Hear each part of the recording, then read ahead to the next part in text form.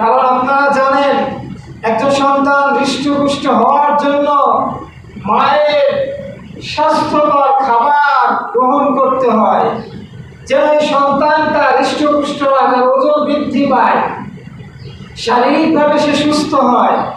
ঠিক তেমনিভাবে একজন মা তার সন্তানকে যদি শারীরিকভাবে সুস্থ রাখার জন্য ভালো খাবার গ্রহণ করতে হয়, তাকে স্বাস্থ্যকর পুষ্টিকর খাবার গ্রহণ করতে হয়, ঠিক তেমনিভাবে তার সন্তানকে যদি নেককার বানাতে হয়, সালেহ বানাতে হয়, মুত্তাকি বানাতে হয়, পরহেজগার বানাতে হয়, তাহলে ওই সন্তানটা মায়ের গর্ভে থাকা অবস্থায় তাকে রূহানি এবং আধ্যাত্মিক খাবার তাকে গ্রহণ করতে হবে।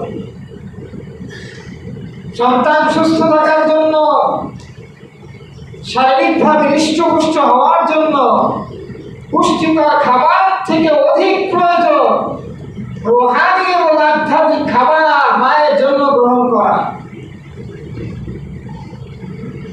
কারণ একটা সন্তান যদি স্বাভাবিকভাবে ওজন কম হয়, একটু হালকা হয়, তাহলে বয়সের সাথে সাথে সে এটাকে পরিপূর্ণতা করার সম্ভাবনা আছে।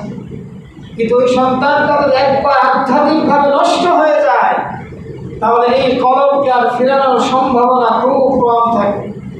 এজন্য একজন নারীর জন্য প্রথম কাজ, একজন পিতামাতার জন্য প্রথম কাজ, সন্তান সম্ভাবনা হওয়ার সাথে সাথে সকল খারাপ কাজ থেকে নিজেকে বাঁচিয়ে রাখা, নিজের প্রতি যত্ন নেওয়া, রূহানি যে সকল কাজ আছে, আত্মা যেগুলো দ্বারা সজীব হয়, সবুজ হয়, সুজলা হয়, প্রফুল্ল হয়, এমন আমলগুলো বেশি বেশি করা।